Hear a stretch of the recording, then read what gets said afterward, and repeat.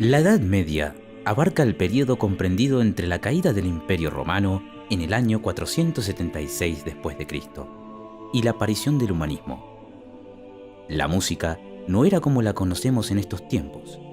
Además de ser muy distinta, estaba destinada a adoctrinar al pueblo o a propagar mensajes políticos. En los próximos minutos veremos cómo la música cambia desde sus formas más simples a las más complejas. Nos centramos en Europa. En esos tiempos, no había un medio de almacenamiento de la música por la que solo se podía escuchar en vivo e interpretada por las personas destinadas a dicho fin, como los juglares y los trovadores. Como rasgos más importantes de la música en la Edad Media, aparece el canto gregoriano, el surgir de la polifonía.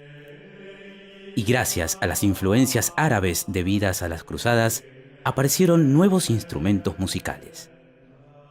Según la historia de la música, podemos encontrar tres grandes períodos: el patrístico, el románico y el gótico. La música en la Edad Media cumplía una función de difundir y adoctrinar al pueblo. Difundía las ideas específicamente de dos sectores, que eran los sectores que tenían el poder en ese momento: la aristocracia, y por otro lado, donde fue más fuerte y tuvo más influencia a largo plazo, en la cultura eclesiástica. La iglesia fue, desde la liturgia y demás, la primera institución en escribir la música, y ese es el primer registro que tenemos de la música en la Edad Media, a partir de las escrituras de la música religiosa.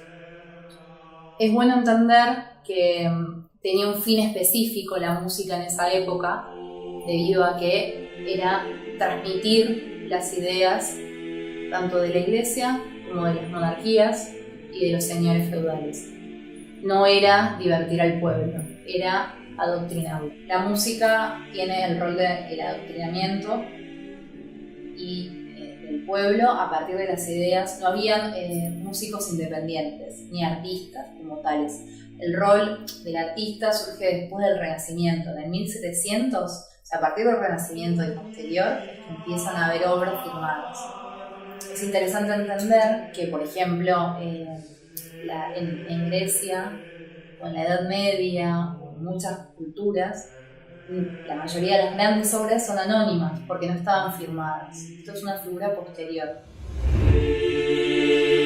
Se cree que los primitivos cantos cristianos nacieron a imagen y semejanza de los que cantaban los judíos en sus sinagogas. Como la iglesia se había extendido por el enorme territorio del antiguo Imperio Romano, en cada lugar se cantaba de una manera diferente. Cada región europea desarrolló separadamente su propio canto, textos y reglas de celebración, como forma de dar identidad a la región. En torno al año 800, el Imperio Carolingio y la Iglesia Católica se propusieron estandarizar la celebración de la misa y los cantos en Occidente. En esta época, Roma era el centro religioso de la Europa occidental y Aquisgrán era el centro político. Los esfuerzos de estandarización consistieron principalmente en combinar estas dos regiones litúrgicas, romana y galicana, creando un cuerpo litúrgico y de cantos que vendrían posteriormente a llamarse el canto gregoriano, por atribuirse su reorganización al Papa Gregorio Magno, a pesar de que éste había vivido 2 siglos antes. El periodo patrístico tiene como característica principal que la única que hacía y producía música era la iglesia. No era para divertir o entretener al pueblo ni a sus devotos, sino era para adoctrinarlos. Tenía un fin específico la música en este periodo, que era el adoctrinamiento y la difusión de los relatos bíblicos y evangélicos. Esto mismo sucedía en la pintura. Las pinturas no eran decorar la iglesia, sino que la gente, que en general era analfabeta y no podía leer la Biblia, tuviese, además del relato del cura del cura, la apoyatura tanto de la música como de las imágenes. Entonces, tenía este fin el arte. También es bueno entender que no existía el rol del músico, sino que dentro de la iglesia los mismos monjes eran quienes cantaban, era un canto llano, era monofónico, no había instrumentos, estaban prohibidos y era siempre en el contexto eclesiástico de la liturgia cristiana.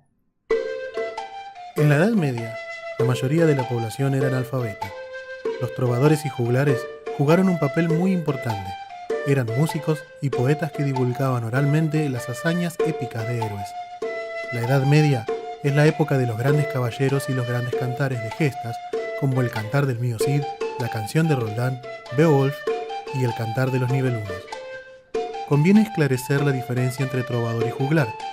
El trovador era un poeta lírico, por lo general de condición social elevada, que se acompañaba de una melodía fija y cuyo texto se fijaba por escrito y no se transmitía con variantes, además de que no necesitaba utilizar sus facultades artísticas como medio de vida. El juglar, sin embargo, llevaba una vida ambulante, recitaba con una entonación específica pero no melódica, memorizaba los textos e incluso improvisaba a partir de determinados motivos temáticos. Podía ayudarse de la mímica y la dramatización, características que lo convierten en uno de los máximos representantes de la literatura de transmisión oral de carácter folclórico. No obstante, en ocasiones es posible confundirlos o reconocer individuos que reunieron las dos tipologías.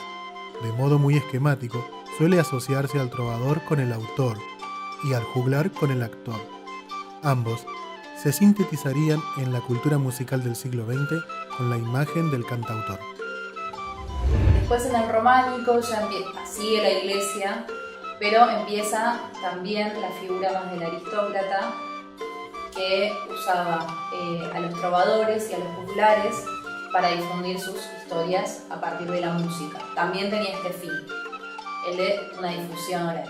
El trovador estaba dentro de la aristocracia, tenía un rol social más elevado. El juglar, en cambio,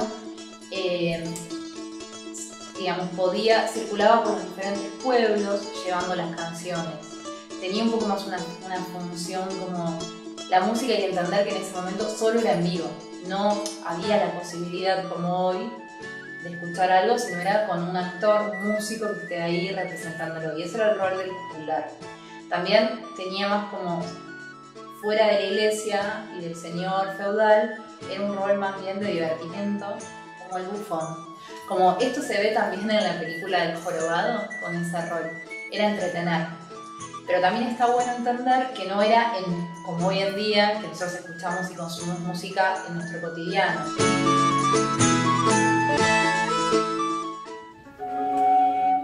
La polifonía es el arte de combinar sonidos y melodías distintas y simultáneas.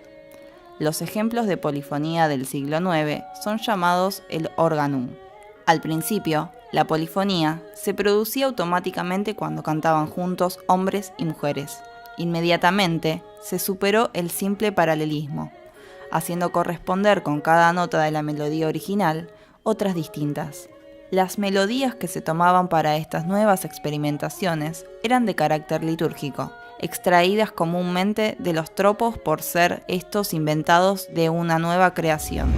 En el gótico aparece ya la polifonía y se suman instrumentos musicales, se suman actores sociales y empieza a aparecer el rol del músico y empiezan a haber más funciones dentro de la difusión de las ideas a partir de la música, cuando se complejiza y se abre el abanico de posibilidades con la polifonía. Toda la música europea conservada anterior al siglo IX es monódica. A partir de ese siglo va a recogerse en los manuscritos un nuevo procedimiento de composición, la polifonía, mientras que la monodia continuará practicándose aún durante siglos y con excelentes resultados artísticos.